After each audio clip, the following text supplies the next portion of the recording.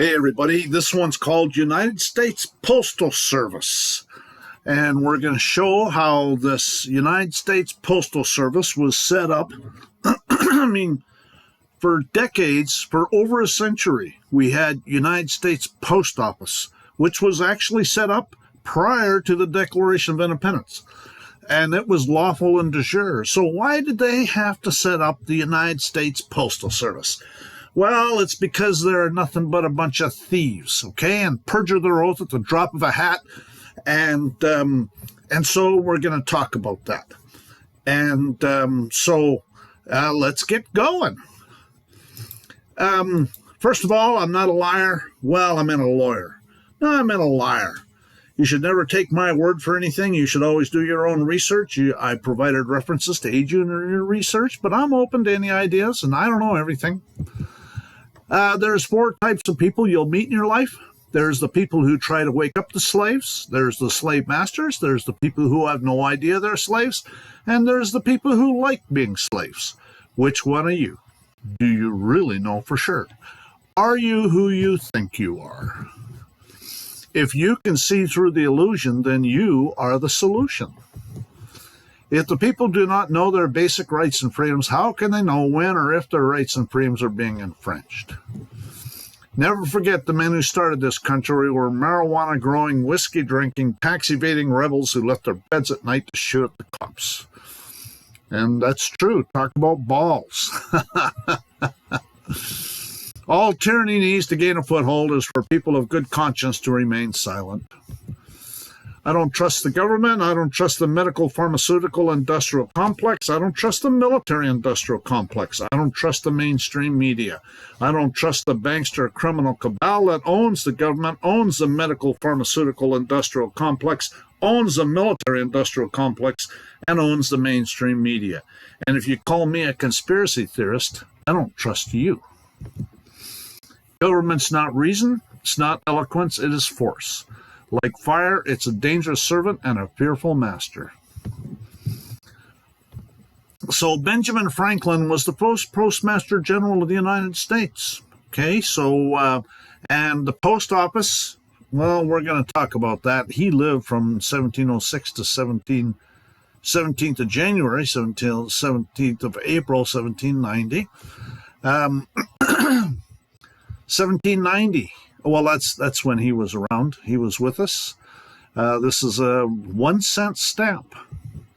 This is a half-cent stamp. That was back when money was real money.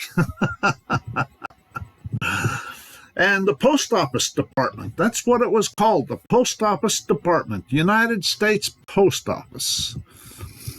And so what happened is in 1970, be it enacted by the Senate and House of Representatives and Congress assembled, this act may be cited as the Postal Reorganization Act, Public Law 91-375, 84 Stat 719, August 12, 1970. And postal policy, okay, so they started coming out with postal policy. The United States Postal Service shall be operated as a basic and fundamental service. So this is the first time it's talked about. A corporation called United States Postal Service is set up in Public Law 91-375 at 84 Stat 719, August 12, 1970. The United States Postal Service is under the Commerce Clause, Article 1, Section 8, Clause 3. Prior to 1970, it was the Post Office Department and the Postal Service, okay? So it was still the Postal Service, but it wasn't the United States Postal Service. Anyways, so there's their logo, United States Postal Service. That's after 1970.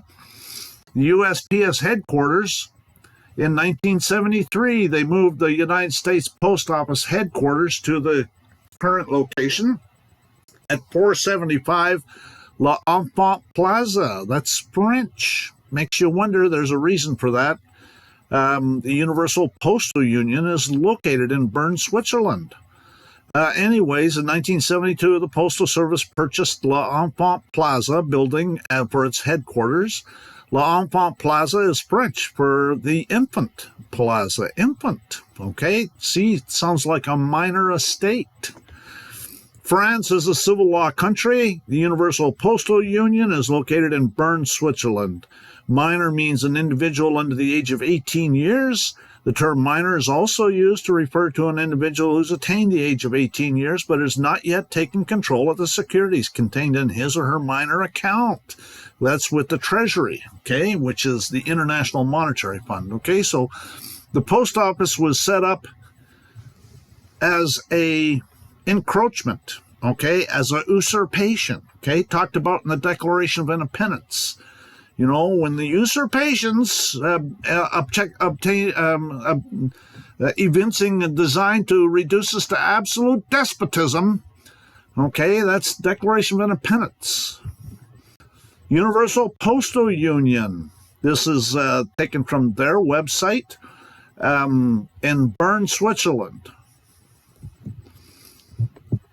UPU, established in 1874. Isn't that interesting? Just after the Civil War.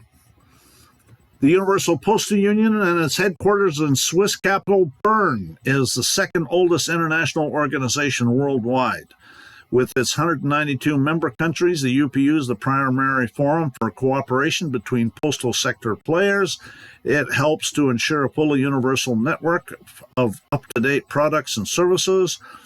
In this way, the organization fulfills an advisory, mediating, and liaison role and provides technical assistance where needed, sets the rules for international mail exchanges, and makes recommendations to stimulate growth in mail, parcel, financial services volumes, and improve quality of service for customers.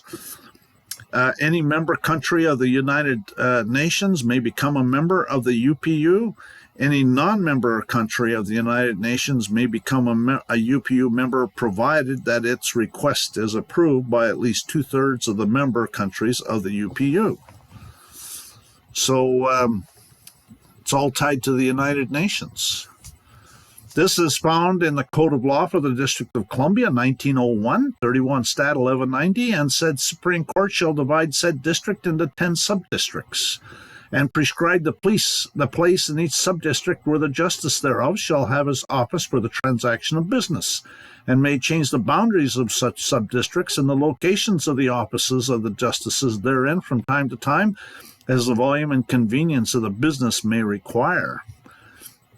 All corporations are in a zip code. All government offices are in a zip code. The United States Postal Service is a corporation domiciled in the District of Columbia, and that's where the zip codes come from. Should a suit be brought against any party or corporation in any district in which he or it does not reside or hold business, and a plea to the jurisdiction on this account be filed by said defendant, the party or corporation interposing such plea shall disclose under oath the district in which he or it should have been sued. And that's in the Code of Law, Section 5, 31 Stat 1190 to 1191. The Code of Law for the District of Columbia, Chapter 18, at 31 Stat 1280, is entitled Corporations, and it's got a huge section on corporations because of Article 1, Section 8, Clause 3, which is the Commerce Clause. So there was Zip Codes Proclamation 3746 that was issued at 80 Stat 1812, National Zip Code Week, September 20th, 1965. So that's where it all got started. Now, so the zip codes are military jurisdiction. This is taken from the non-ratification of the 14th Amendment by Judge H. Ella to the Utah Supreme Court in the case Diet versus Turner. And so the next three slides are taken from that, talk about a zip code. As we have said, the federal personal income tax is collected under a military venue. That's martial law within a martial law jurisdiction. Federal Reserve notes are military script, circulated within a military venue. The problem is the people don't understand how the entire United States is covered by a military venue. Under the Social Security Act that was brought into existence 10 federal regional areas. These 10 federal regional areas are the same as a military base. It is not unconstitutional to circulate military script on a military base, as the base is considered to be a military venue. Military script cannot circulate in the civil jurisdiction of the several states. To get around this constitutional bar, the Congress, via the Social Security Act, created 10 military venues called federal regional areas. See, they planned this, they've orchestrated it. It's been going on since at least 1964. Anyways, the problem the Congress realized, while Congress could restructure the government agencies into these federal regional areas, this is under Johnson, if you think about it, anyways, matter of fact, that proclamation was under Johnson. The people could not be identified to be within this this military venue, but by their own consent. The solution was to create another military venue, which would trick the people to voluntarily accept recognition that they are within a military venue. Congress solved this problem by creating a zip code. The zip code divides the United States into 10 military venues called national areas. And so that's District of Columbia, folks. National areas are District of Columbia. That's, again, the non-ratification of the 14th Amendment. We talked about it in the Code of Law for the District of Columbia, zip codes, okay? Think about it. When a citizen receives mail from an agency of the federal government, such as the IRS, and the return address of the federal agency is the district within the regional area the letter was sent from, and on the address the citizen and was sent to is the national area, which he received the correspondence from the IRS, okay? It's all under the Commerce Clause. In other words, the correspondence was sent from one of the federal regional areas, a military venue, to one of the national areas, another military venue. Taxing districts are established with one of the federal regional areas, which places the collection of taxes under a martial law jurisdiction. So that's exactly what's going on, folks. This guy describes it very well. It's taken from the non-ratification of the 14th Amendment by Judge A.H. Ellett to the Utah Supreme Court in the case Diet versus Turner. So this is Article 1 of the Lieber Code. A place, district, or country occupied by an enemy stands in consequence of the occupation under the martial law of the invading or occupying army, whether a proclamation declaring martial law or any public warning to the inhabitants has been issued or not. Martial law is the immediate and direct effect and consequence of occupation or conquest, okay? The national area, that's zip codes, that's District of Columbia, okay? That's total jurisdiction. Martial law does not cease during the hostile occupation except by special proclamation ordered by the commander-in-chief or by special mention in the Treaty of Peace concluding the war. Article 2 of the Lieber Code. So there's been no proclamations and there's been no treaties of peace. I shouldn't say there's been no treaty of peace. In some cases there has been, like, for example, in the Treaty of Hidalgo, that's a treaty of peace, but there's nothing in there that says a specific mention on by special mention in a treaty of peace, okay? So there's no special mentions. Article 10 of the Lieber Code, martial law affects chiefly the police and the collection of public revenue and taxes, okay? So that's what martial law is all about. They need to get the money. They want to take it from you, and they'll use the barrel of a gun to get it. That's why the IRS deny due process. And so the argument is denials of due process. Where's the contract? This is slavery. This is involuntary servitude. I took the IRS to the Supreme Court twice, and that was the issue that I brought up. And they don't want to talk to me now, and I kind of like it that way. So anyways, this is Roman cult Sestike Use, an act to establish a code of law for the District of Columbia in 1901, the legal estate to be the Sestike Use. This is another part of it, folks. And a use is short for usufruct, okay, which is Roman law. It's, again, martial law. This is all talking about the District of Columbia. Yet it was still found difficult to set bounds to ecclesiastical ingenuity. That's the Roman cult, folks. This is where it's all coming from. For when they were driven out of all their former halls, they devised a new method of conveyance by which the lands were granted not to themselves directly, but to the nominal feoffees to the use of the religious houses. That's usufruct, folks. thus distinguishing between the possession and the use, and receiving the actual profits while the season of the land remained in the nominal fiafi, who was held by the courts of equity, then under the direction of the clergy. That's the Roman cult, and that's the same thing that goes on today. That's equity. That's why these martial law courts, they're all deals exclusively in equity. And that's the clergy. That's the Roman cult. To be bound in conscience to account to assesticate use for the rents and emoluments of the estate. Well, that's taxes, folks. And it is to these inventions that our practitioners are indebted for the introduction of usufructs and trusts, the foundation of modern conveyancing. And that's taken from Tomlin's Law Dictionary, 1835 edition, volume 2, under the definition of mort main. And this is what was going on in the War of Independence. It's all tied back to the Sestake Act of 1666 in England. So this is the same stuff that went on that precipitated the War of Independence. A court means a court of law with jurisdiction over the parties and the subject matter, okay? Subject matter, that's denial of due process. And so that's the argument always to bring up, and I have other videos about that. Entity means any owner of a Treasury direct account that's not an individual. Entity is a sole proprietorship, partnership, corporation, limited liability company, or professional limited liability company. Trust, the estate of a student or the estate of a living person, such as an incompetent or a minor. So that's a minor estate. That is an entity. And so now they can use the Commerce Clause to assault you with the Commerce Clause, okay? And under the Commerce Clause, you don't have any rights. Commerce Clause's entity is property. It's a slave. That's all about slavery. They want to enslave you. They want you dead so they can pillage all the fake money out of that account. Individual means a natural person. A minor means an individual under the age of 18 years. The term minor is also used to refer to an individual who's attained the age of 18 years but has not yet taken control of the securities contained in his or her minor account. This is Title 31, Code of Federal Regulations 363.6, okay? This is color of law. This is the definition of what color of law is. It's a regulation. They have no authority to do this. Matter of fact, I'm preparing to send the Secretary of the Treasury a letter telling him I want that thing dissolved and liquidated, and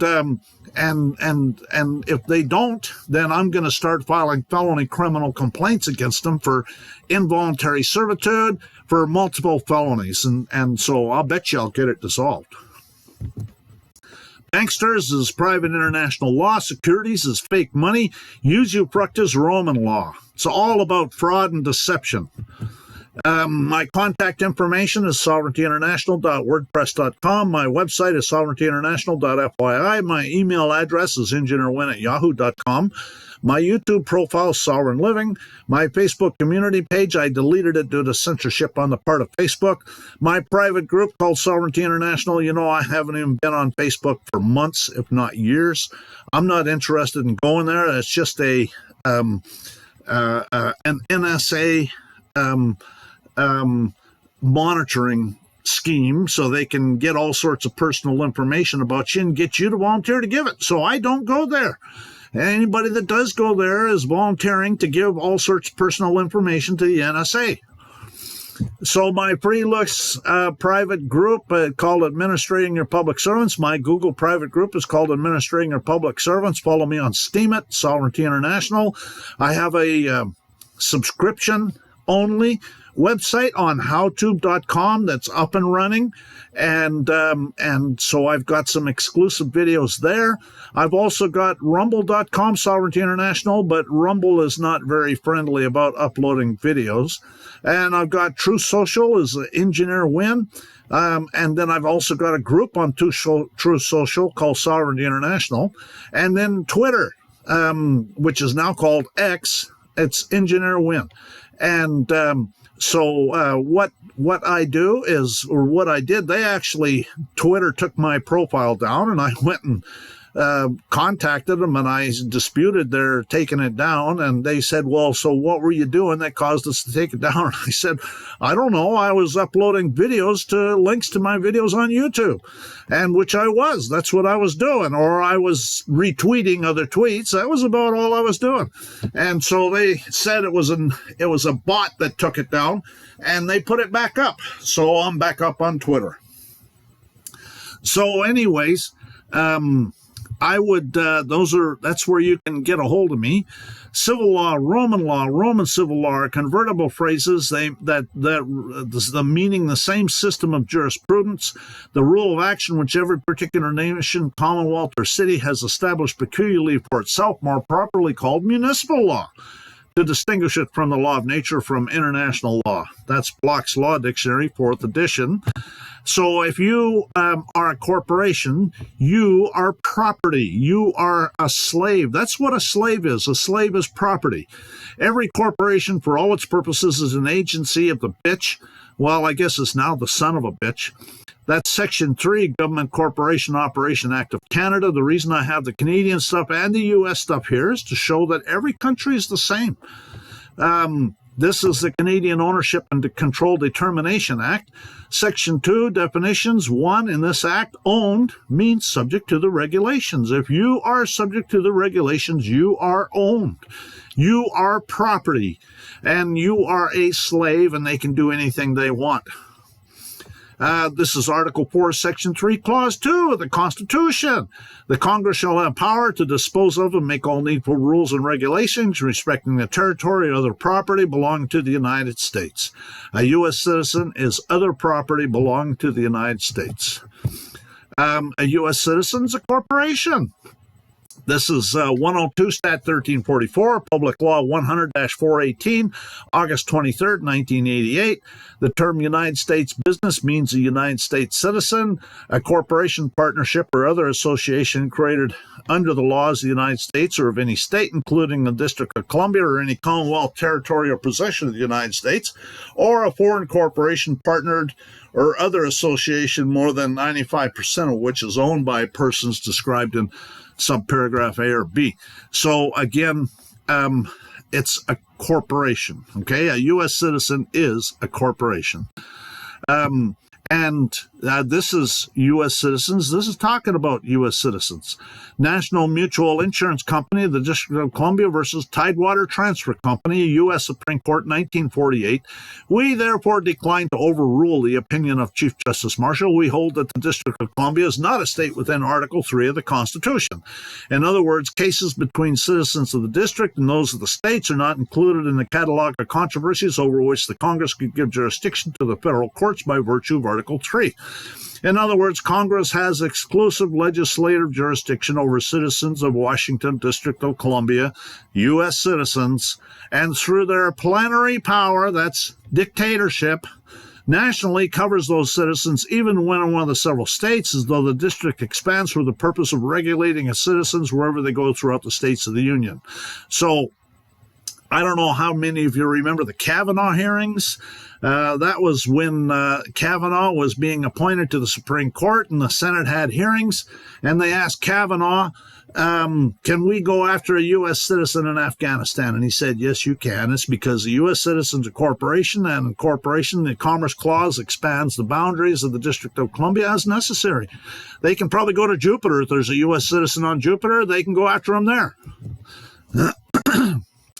Anyways, the United States Postal Service was created to deceptively exercise the District of Columbia Commerce Clause, Article 1, Section 8, Clause 3, plenary dictatorship outside not exceeding 10 miles square in violation of Article 1, Section 8, Clause 17. That sums it up very well right there. Status is state, condition, compare estate. Okay, so the status talks about estates. A corporation has no status as a citizen outside the jurisdiction where it was created. Anderson Law Dictionary, 1889 edition. A corporation's a citizen's a corporation. If they're assaulting you with their U.S. citizen slave, then you're in the District of Columbia. Law of status, the category law dealing with personal, non-proprietary rights, whether in rem or in personam, is one of three departments into which the civil law is divided. Remember, Civil law, Roman civil law, and municipal law are interchangeable phrases. That's Black's Law Dictionary, 8th edition. They're bringing the District of Columbia outside 10 Mile Square in violation of Article 1, Section 8, Clause 17 of the Constitution to exercise exclusive legislation in all cases whatsoever over such district not exceeding 10 Mile Square. And so, and plenary, okay, that was in that court citation, plenary. Plenary jurisdiction, the court's full and absolute power over the subject matter and the parties in a case. Plenary is full, complete, entire. That's Black's 8th and 9th editions, okay? Plenary is full, complete in the courts of admiralty and English ecclesiastical courts, okay? That's Roman cult, folks. That's all Roman cult, admiralty or English ecclesiastical. It's the same thing. That's Bouvier's Law Dictionary, 3rd revision, 8th edition. This is Wikipedia and Legal Information Institute, and they both say the same thing, and that's otherwise I wouldn't really trust Wikipedia, use it as a site, but it's the same thing as Legal Information Institute, and that's a very good source. That's Cornell Law School, and so that's a very good source.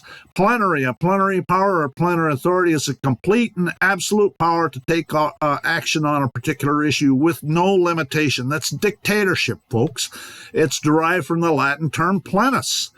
Plenary power, complete power over a particular area with no limitations. That's dictatorship, folks. This term is often used to describe the commerce power of Congress. Under the Commerce Clause, Article 1, Section 8, Clause 3, Congress is granted full power over interstate commerce. Court has found that states are not able to pass laws affecting interstate commerce without the permission of Congress. So it's dictatorship. Plenary is dictatorship. Article 6, Clause 2, this Constitution and the laws of the United States shall be made in pursuance thereof, and all treaties made which shall be made under authority of the United States shall be the supreme law of the land, okay? And that is very important, and the judges in every state shall be bound thereby, anything in the constitutional laws of any state to the contrary notwithstanding. That's the notwithstanding clause. And law of the land is, and due process of law found in the Fifth Amendment are basically, they're talking about common law, okay? And there's court cases that talk about that. Law of the land and due process of law are both phrases talking about common law. And so that's natural law. And so it's a denial of due process. If they do anything to deny you due process of law, then that's the argument to make. Okay, all of this stuff is denials of due process of law. If a corporation, United States Postal Services, creates zip codes, it's for corporations only. They're using zip codes to identify the minor estate. A minor estate is an entity under the Commerce Clause, Article 1, Section 8, Clause 3. So they're setting it up so they can violate your rights, and if you can't figure it out, they're going to go ahead and do it. That's how all this CPS stuff, child support enforcement, all of this stuff that they're doing, they're stealing your sons and daughters. They're not children, okay? You cannot call them children. They're sons and daughters. They're posterity. And so it's all in the words. These people are just the lowest form of life there is. Don't get me going. You're going to get me going. Anyways, causes and necessities for taking up arms, 1775. This is the same stuff that went on that precipitated the War of Independence, folks. Statutes have been passed extending courts of admiralty and vice admiralty far beyond their ancient limits for depriving us of the accustomed estimable privilege of trial by jury, okay? Most people don't have any idea what that is. Trial by jury means the jury conducts the trial in cases affecting both life and property to supersede the course of common law, and instead thereof to publish and order the use and exercise of the law martial, okay? So that's what's going on, folks. And for altering fundamentally the form of government established by charter, we saw the misery to which such despotism would reduce us. And that's dictatorship, folks, okay? Remember, that's Commerce Clause. They're bringing the Commerce Clause outside of 10 Mile Square. This is McCullough versus Maryland, and so this is why they have to use. The only thing they can do is the Commerce Clause, because they can never go after a man, so a challenge to standing is a perfect argument, okay, or challenge to jurisdiction. Prove you have authority. Prove your jurisdiction. They'll never even try. They don't have it. The sovereignty of a state extends to everything which exists by its own authority or is introduced by its permission, but does it extend to those means which are employed by Congress to carry into execution powers conferred on that body by the people of the United States? We think it demonstrable that it does not. Okay, so they can never go after a man. Those powers are not given by the people of a single state. They are given by the people of the United States to a government whose laws made in pursuance of the Constitution are declared to be the supreme. Remember the supremacy clause that we just talked about. Consequently, the people of a single state cannot confer a sovereignty which will extend over them. And this is like, they can never, ever do anything to a man. They're playing their little games under that minor estate so they can sell you into slavery, and they can make a bunch of money. Okay, fake money is what it is. This is why I say, don't get me going. They're nothing but a bunch of thieves and pirates. The sovereignty of the United States resides in the people, and Congress cannot invoke the sovereignty of the people to override their will as declared in the Constitution. Perry versus United States, U.S. Supreme Court, 1935. The state citizen is immune from any and all government tax and procedure absent contract. Has to be a knowing, willing, intentional contract, too. And that's Dred Scott versus Sanford, U.S. Supreme Court. Every man is independent of all laws except those prescribed by nature. He's not bound by any institutions formed by his fellow men without his consent. This is a maxim of law, Bouvier's Law Dictionary, 1856 edition. The power which is derived cannot be greater than that from which it is derived, okay? We, the people, wrote the Constitution, okay? They can never, ever say anything to we, the people. They only have authority over corporations. Nor does the conclusion by any means suppose a superiority of the judicial to the legislative power. It only supposes that the power of the people is superior to both. And that's Luther versus Borden. They don't have anything to say to we the people. That's the argument. This is we the people. And this is Rundle versus Delaware and Raritan Canal Company, 1852.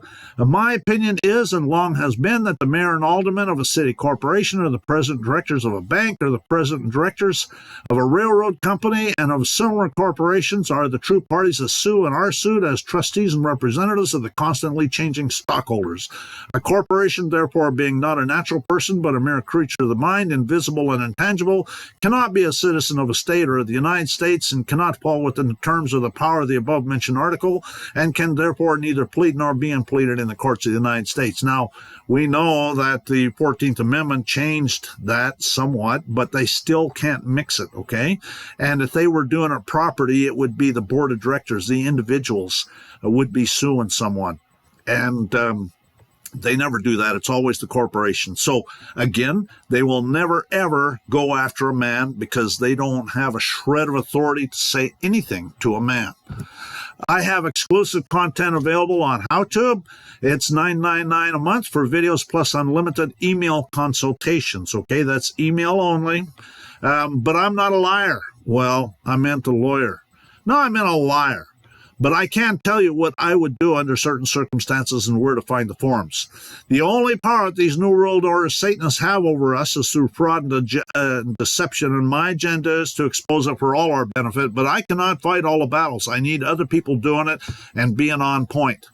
And so some of my exclusive content is an Arlington private information share. That's 7 videos by itself. Land deed training, I got 3 videos up there about that.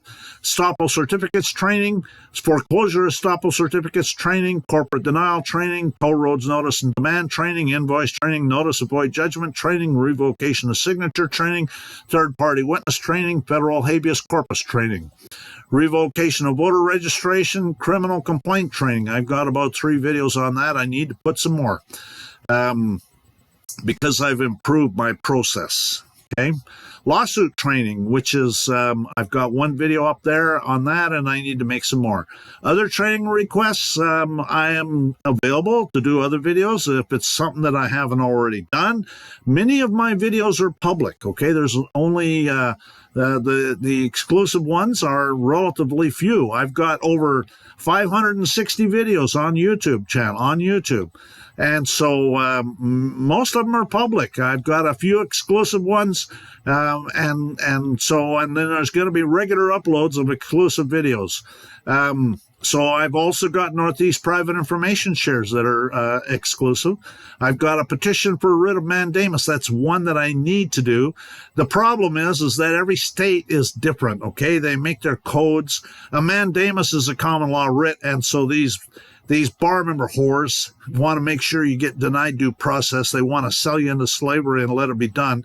And so they don't like common law writs, so they make, statutory rules and that kind of crap. Like, for example, in New York, and I got to do one on New York because I helped someone with a petition for writ of mandamus for New York, and it was an Article 78 proceeding. And so you got to bring up their rules. Some of my videos are taken down by YouTube. Those will be on the exclusive videos. And first views of all new uploads will be on my exclusive videos as well. All forms, files, and other instructions are available for free, linked on my videos and on my website. All exclusive content will be available on HowTube, and you can buy a subscription there. Now, I have no control over billing on HowTube, okay? You have to do it the way they want you to do it, and they keep a piece of the action, and I get a piece of the action. And so I cannot add anybody on HowTube. I have absolutely no control over that. And so you have to do it with HowTube. Some people have said they've seen 2 transactions, and sometimes that happens, but then after a while, those things clear up because I haven't seen any double transactions because I have a list of all of the subscribers. And so sometimes it's just a glitch. And so, but if you have an issue like that, then you need to contact HowTube. There's nothing I can do about it. So my HowTube profile is called Sovereignty International. So the United States District Court is not a true United States court established under the Constitution, Article 3. There's very few real Article 3 courts, okay? You have to understand that. To administer the judicial power of the United States, but was created in virtue of the sovereign congressional faculty granted under Article 4, Section 3, making all needful rules and regulations respecting the territory belonging to the United States. Okay, so it's all territory or other property belonging to the United States. It's all territorial, okay? But it's actually, that's a corporation. So they're bringing the District of Columbia outside 10 Mile Square. That's why they want you to get your extortion, the Federal Reserve notes. A court can be a court of general jurisdiction for some purposes and a court of limited jurisdiction for other purposes. When, therefore, a court of general jurisdiction proceeds under a special statute, it becomes a court of limited jurisdiction for the purpose of such proceeding. And that's found in Book 21 of Corpus Juris Secundum. Accordingly, where a court of general jurisdiction undertakes to carry out a special power, a decision made in exercise of such power is treated as a ruling of a court of limited jurisdiction, and the presumption applicable to a court of general jurisdiction that it acted within the scope of its jurisdiction does not apply. And that's Book 20 of American Jurisprudence, 2D. So the point being is that they always operate under a statute, okay? That's a special power. And so they're not interested in being an Article 3 court. They want to collect their royalties. Most judges retire millionaires because they convert the case over to an Admiralty Maritime Law case, and so then they get to collect their royalties. So, that's what they do. It is familiar law that when a special statutory authority in derogation of common law, that's Admiralty Maritime Law is in derogation of common law, it's always in derogation of common law, is conferred on courts of general jurisdiction, such a court of general jurisdiction becomes quad hoc, a court of inferior or limited jurisdiction, okay? So they're all in derogation of common law. The word administrative is synonymous with the word executive. They're all administrative. And when they're working under a statute, they're administrative, and it's actually executive, okay? So you're not in a Article 3 court. It's an executive, a tribunal. The word executive connotes of or pertains to administration, especially management, as by managing or conducting or superintending the execution, application, or conduct of persons or things. That's Black's Law Dictionary, 6th edition. Thus, administrative acts are those acts which are necessary to be done to carry out legislative policies and purposes already declared by the legislative body. In fact, it's common to use the two words in tandem. So it's an administrative agency. They're all administrative agencies. There's very few Article 3 courts. I have yet to see any. The Supreme Court even is only an Article 3 court under certain circumstances. Otherwise, it's the Supreme Court of the District of Columbia. It's not the Supreme Court of the United States. It's the Supreme Court of the District of Columbia many times. What is called proclaiming martial law is no law at all, but merely for the sake of public safety in circumstances of great emergency, setting aside all law and acting under military power. That's why they have to pass statutes for common law offenses. That's why all statutes are edicts under martial law. We can't even begin to count the number of times judges, lawyers, and statesmen have said there isn't any common law anymore. It's been replaced by statutes. They would be more truthful if they said there isn't any common law anymore. It's been replaced by martial law. And that's, again, that non-ratification of the 14th Amendment by Judge A.H. Ella to the Utah Supreme Court in their case Diet versus Turner. There are no common law offenses against the United States, only those acts which Congress has forbidden with penalties for disobedience. Well, gee, that sounds like they're all in derogation of common law then, aren't they? Derogation of common law equals inferior court of limited jurisdiction. Under Texas law, no act or omission is a crime unless made so by statute. The legislature may create an offense and in the same enactment provide exceptions to its application. Gee, that sounds like they're in derogation of common law, which means it's an inferior court of limited jurisdiction. Under a military dictatorship, there's no law, which is why they're required to pass statutes, which are edicts. For common law crimes like murder and assault, this creates civil law, which creates a democracy. Under a military dictatorship, you have a democracy. Democracy is international law. Always, always, always challenge jurisdiction. They won't even try and prove it. And when you stand your ground, then you can get it overturned. If you lose, you can still get it overturned. There's a friend of mine that filed like 14 challenges to jurisdiction, and they went and sold them into slavery in their kangaroo court. And his lawyer, he had a lawyer actually do it, and the lawyer did it, went and appealed it, and it went to the Texas Court of Criminal Appeals, and they said because of those 14 challenges to jurisdiction, they didn't have jurisdiction at all, and they vacated everything, and they threw all those lower courts under the bus when they did that too. And so that was the brilliant thing that he did. You always challenge jurisdiction when you incorporate into the government. If you're a corporation, you're a part of the government. Everything subject to regulations is government property. A corporation is a franchise from the government. They're tyrants. The United States Postal Services was created to deceptively exercise District of Columbia Commerce Clause, Article 1, Section 8, Clause 3, plenary jurisdiction, dictatorship, outside not exceeding 10 miles square, in violation of Article 1, Section 8, Clause 17. My new book is available, Trump, a True American Patriot or Not. Mike Blackwell asked me to write the book, and he hired a company that helped us put it all together, and they wrote the back. And they nailed it on this, okay? So I'm going to read this. It says, in Trump, a True American Patriot or Not, Glenn Fern and Mike Blackwell reveal the depths of corruption, deceit, and manipulation infesting our political system for hundreds of years, regardless of political affiliation.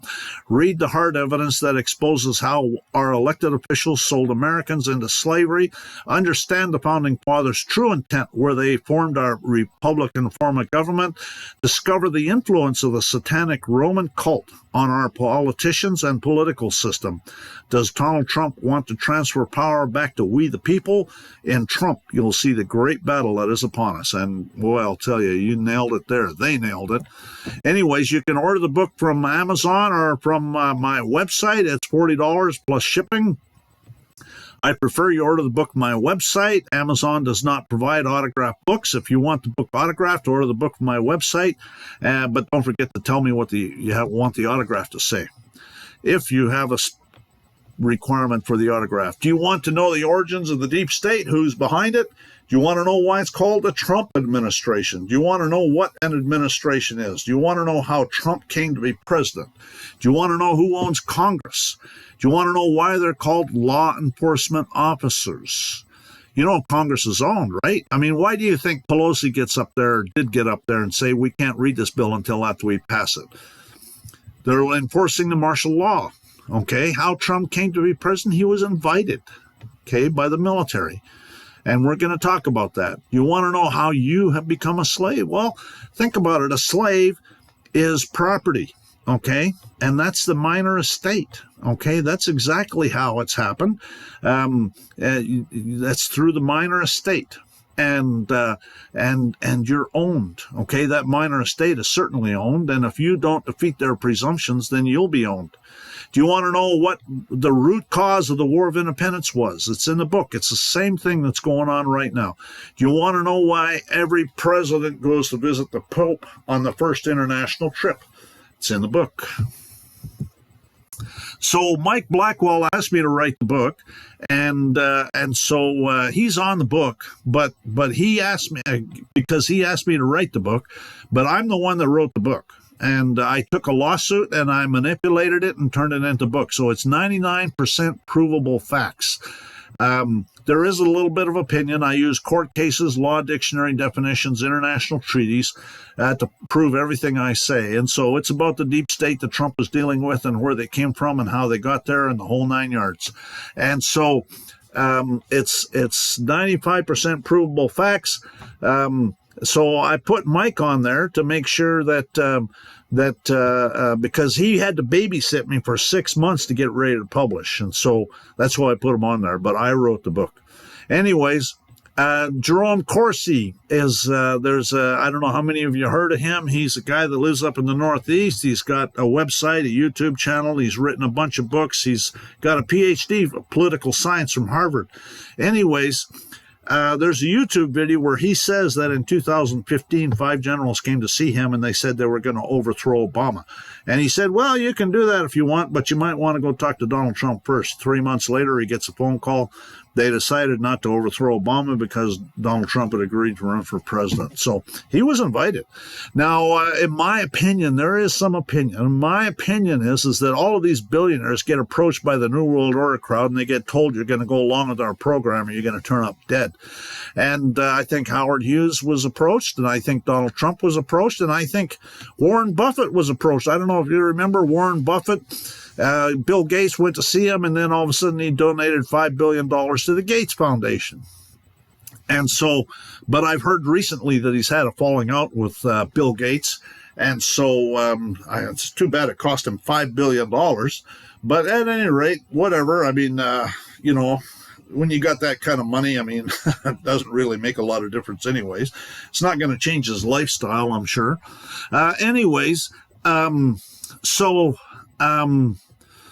The Howard Hughes, I think that's why Howard Hughes was hiding out all the time. Matter of fact, we're going to talk a little bit more about Howard Hughes when we talk about David Wilcock. But I think that that was one of the reasons he was hiding out. As far as Trump is concerned, there was a helicopter crash in 1984, and Donald Trump was supposed to be on that flight, and he canceled out at the last minute, and 3 of his executives were killed. Now, I happen to know a little bit about helicopters because I started out working on helicopters in 1976. So I know a little bit about helicopters, and I can tell you that helicopters don't crash for the reasons that one crashed. I have never, ever heard of a helicopter crashing for that. And the reason it was supposed to have crashed, according to the article online, is that the blades came off. And those blades, the bolts are life limited, and the blades are life limited. After a certain period of time, they replace them. So I can't imagine how. I've never heard of that happening. I think it was sabotage. So, I don't know, but that's what I think. And so I think that Trump knew exactly what the threats were, and I think that he was approached, and he basically thumbed his nose at him, and that's why he decided to run but who knows? I mean, this is my wag, okay? A wild-ass guess.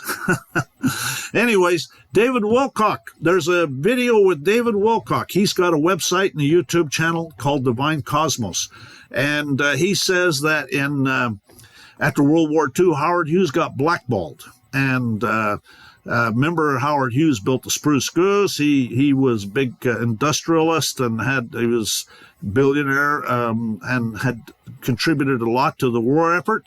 And so what David Wilcock says is he got some young ladies to go and sleep with the military-industrial complex types to find out why he was getting blackballed. And they found out that they were they wanted to cause some pandemics, and they wanted to cause some wars, and they wanted to kill off a bunch of us. And so Howard Hughes had actually published a set of manuals on how to defeat the whole thing. And Kennedy was implementing it. Remember, Kennedy circulated $6 billion worth of U.S. Treasury notes. That's telling the bankster thieves, you're done here. And so they killed Kennedy, they killed his brother, they killed a bunch of other people. And so that's obviously why Howard Hughes was hiding out. He was a recluse, and he was hiding out. And I think that the reason he was hiding out is because he figured he was next. And so anyways, that's my opinion. I have no proof.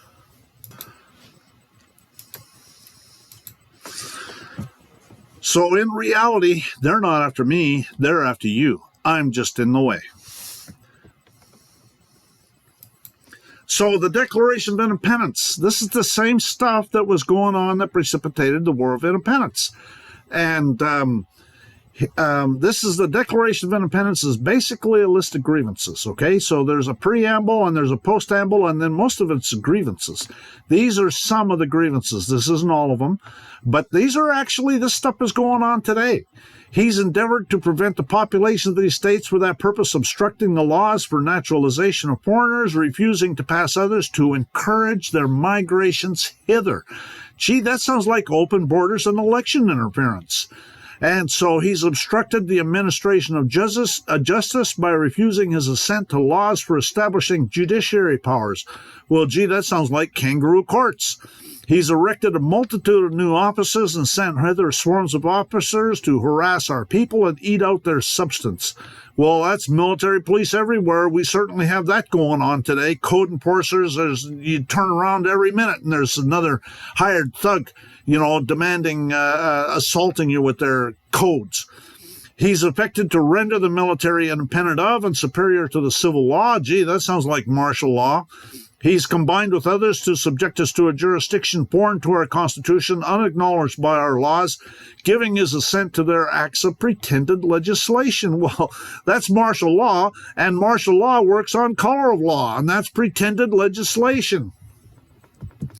For protecting them by a mock trial, that's kangaroo courts. I mean, show trials, denials of due process. If there's anywhere that you'll get your rights violated, it's in the so-called courts.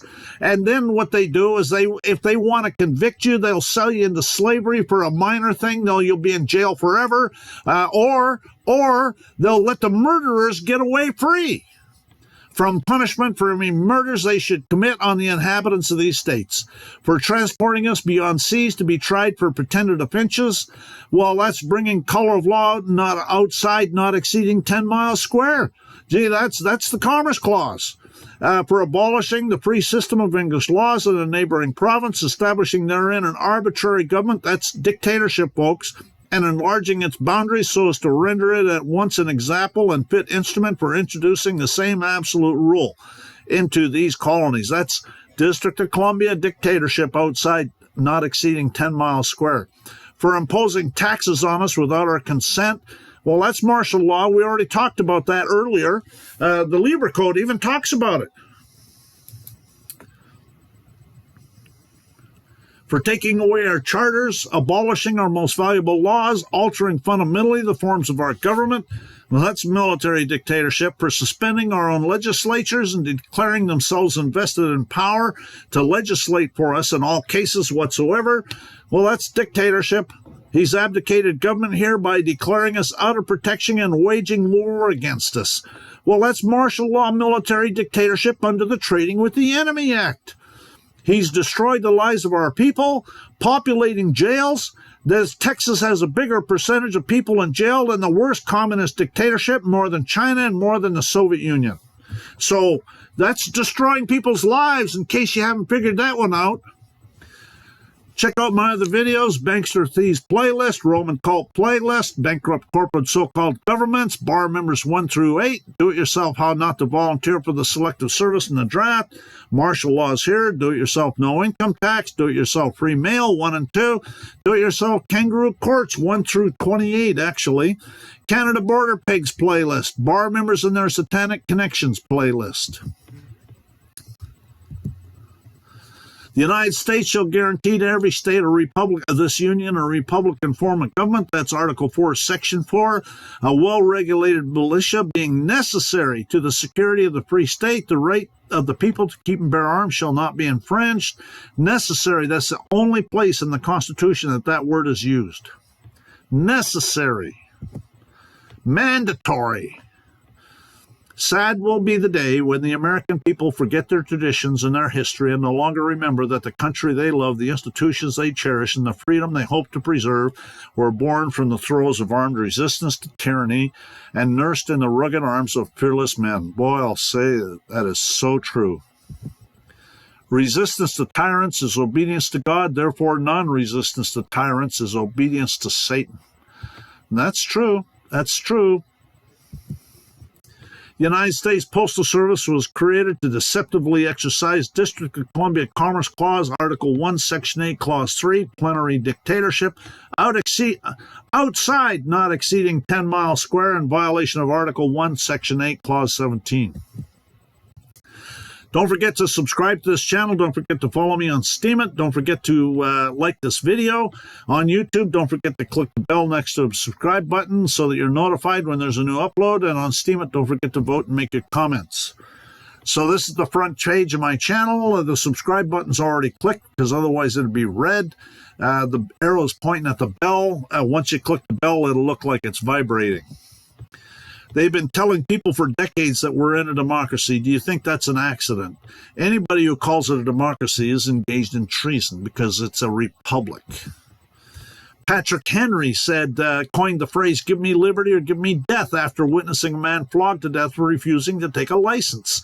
Well, a license is a contract, and it's about taxes, okay? And so it's the whole War of Independence was over taxes, and even the Crown even said that. And so they're assaulting him under the Commerce Clause. It's the Commerce Clause. And so, again, it's the same stuff that's going on from the beginning. The corrupt Star Chamber courts of England required defendants to have counsel. Star Chamber stood for swiftness and arbitrary power. It's a limitation on common law. Gee, that sounds like it's in derogation of common law, which means it's an inferior court of limited jurisdiction. And they're assaulting you with their bar member scum. And this is another cite out of that same case, Feretta versus California, U.S. Supreme Court. Although the right to self-representation is not a license to abuse the dignity of the courtroom, neither is it a license for the court to impose upon the defendant its own choice of counsel. The defendant's Sixth Amendment right to choose counsel or to proceed pro se is an essential part of his right to a fair trial. And so, again, you have a right to counsel of choice, and they don't have to be a bar member. This is George III, Chapter 12, 1778. 2 years after the Declaration of Independence. It's kind of like closing the barn door after the horses get out. Whereas taxation by the Parliament of Great Britain for the purpose of raising a revenue in His Majesty's colonies, provinces, and plantations in North America has been found by experience to occasion great uneasiness and disorders. Well, no shit, Batman. That from and after the passing of this act, the King and Parliament of Great Britain will not impose any duty, tax, or assessment, whatever, payable in any of the colonies, provinces, or plantations in North America or the West Indies, except only such duties as may be expedient to impose for the regulation of commerce. And yet now they have all sorts of taxes, and they're just nothing but a bunch of thieves. Taxes cause the War of Independence. If they tax you, then you are their slave. Okay, they're forcing you to work for them for nothing. That's the issue I brought up when I sued the IRS and took them to the Supreme Court, and they don't want to talk to me now, and I kind of like that. It's becoming more and more difficult to be free. There's two ways to conquer and enslave a nation. One is by sword, the other is by debt. When acting to enforce a statute and its subsequent amendments, to the present date, the judge of municipal court is acting as an administrative officer, not in a judicial capacity. Courts administering or enforcing statutes do not act judicially, but ministerially, but merely as an extension, as an agent of the involved agency. They're bought and paid for clerks. It is the accepted rule, not only in the state courts, but of the federal courts as well, that when a judge is enforcing administrative law, they're described as mere extensions of the administrative agency for superior reviewing purposes as a bought and paid for clerk. Judges who become involved in enforcement of mere statutes, civil or criminal in nature, or otherwise act as mere clerks of the involved agency. Ministerial clerks are incompetent to receive grants of judicial power from the legislature. Their acts in attempting to exercise such powers are necessarily nullities. Everything they do is a fraud. They're nothing but a bunch of thieves and pirates. They ought to get their necks stretched. Where there is no jurisdiction, there is no judge. The proceeding is as nothing. Such has been the law from the days of Marshal Saya. And that's Manning versus Ketchum, a federal court case citing Bradley versus Fisher, which is U.S. Supreme Court, and citing, which that one is citing 10 Coke 68, which is Coke in the 1500s. This is as old as time itself. The bought and paid for clerk wears a military uniform. The bought and paid for clerk sits there and plays stupid. If you fail to follow some obscure rule or procedure, they sell you into slavery. Everything they do is a fraud and a nullity. They've got no authority to issue orders or judgments. Everything they do is a fraud and a nullity, and they always in a zip code. Judge works for the state. Prosecutor works for the state. Police or witness works for the state. The vast majority of the disputes that the police initiate on behalf of their employer is also adjudicated by their employer, where the plaintiff, the judge, the antagonist, the police, and the only witness, also the police, all represent the same party, and since no corpus delicti, mens rea, or acts reus can be produced, doesn't technically qualify to be heard according to its own laws. The state, therefore, is indistinguishable from a criminal cartel. They're a bunch of thieves. They should get their necks stretched. If there was any Christians in this country, they would be getting their necks stretched. This wouldn't be an issue if there was Christians in this country. The United States Postal Service was created to deceptively exercise District of Columbia Commerce Clause plenary jurisdiction outside, not exceeding 10 miles square, in violation of Article 1, Section 8, Clause 17. But in fact and in law, such statutes are intended to be applied to those who are here as residents in the state under the Interstate Commerce Clause of the Federal Constitution and the so-called 14th Amendment. And that's United States versus United Mine Workers, 1947, U.S. Supreme Court. Copies of these documents can be found on my website and linked under my recent videos.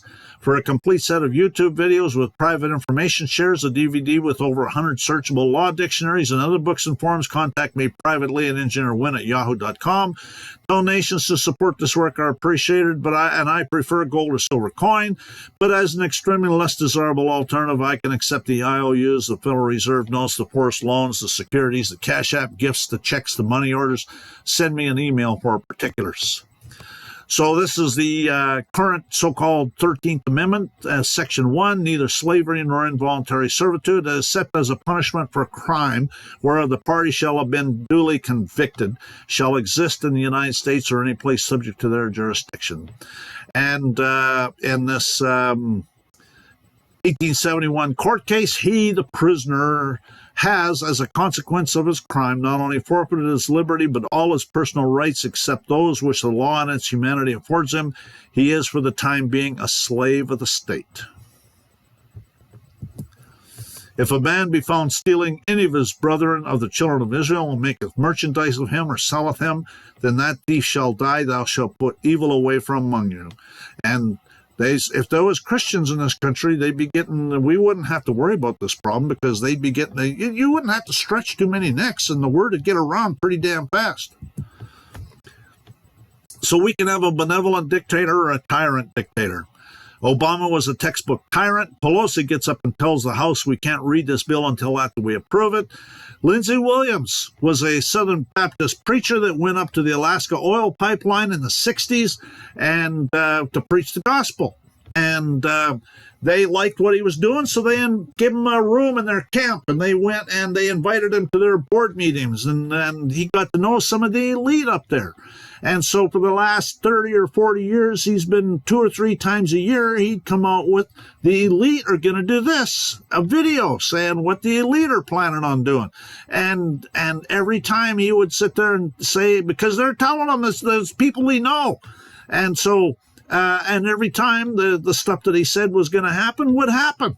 And so when Trump ran for re-election or ran for election, the elite told Trump, Lindsey Williams didn't figure this out. The elite told Trump that God had intervened when Trump won that election, and that their plans were on hold until Trump was out of office. And when Trump got out of office, they'd be back to business as usual.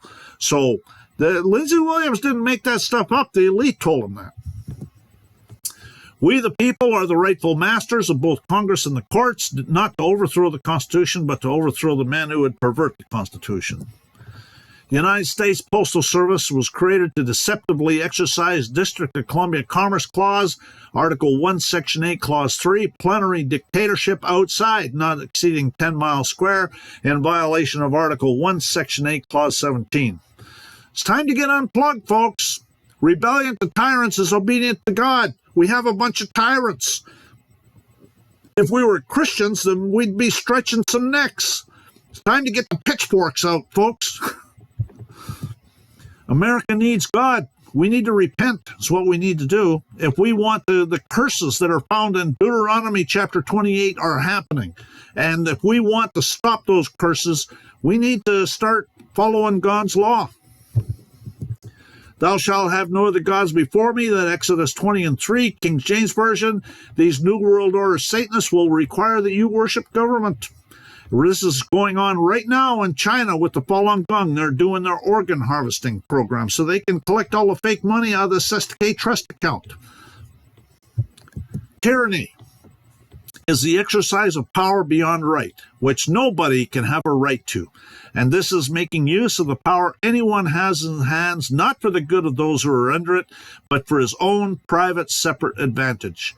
When the governor, however entitled, makes not the law, but his will, the rule, and his commands and actions are not directed to the preservation of the properties of his people, but to the satisfaction of his own ambition, revenge, covetousness, or any other irregular passion.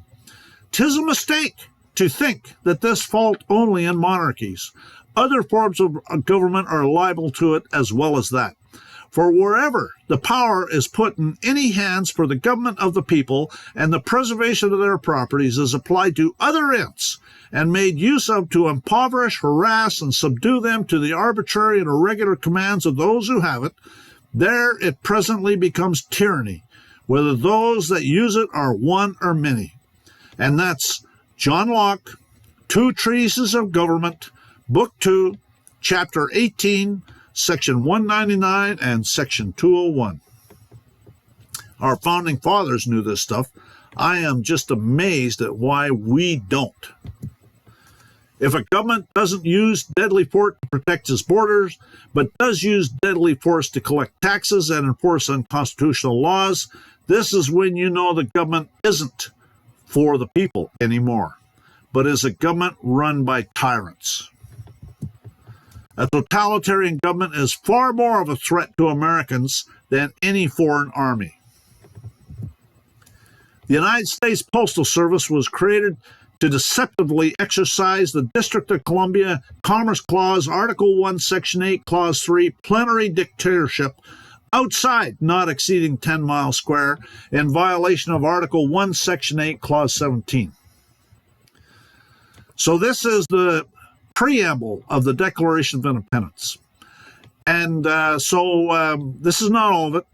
It's a lot of it. And actually, I'm only going to go through the underlined parts. If you want to read the whole thing, I mean, you can look it up and read it. that whenever any form of government becomes destructive to these ends, it is the right of the people to alter or abolish it and to institute new government, laying its foundation on such principles and organizing its powers in such form as to them shall seem most likely to affect their safety and happiness. Prudence, indeed, will dictate that governments long established should not be changed for light and transient causes, and accordingly all experience has shown that mankind are more disposed to suffer while evils are sufferable than to right themselves by abolishing the forms to which they are accustomed. But when a long train of abuses and usurpations pursuing invariably the same object evinces a design to reduce them under absolute despotism, it is their right, it is their duty to throw off such government. So, food for thought, folks. Have a great day. Thanks for watching.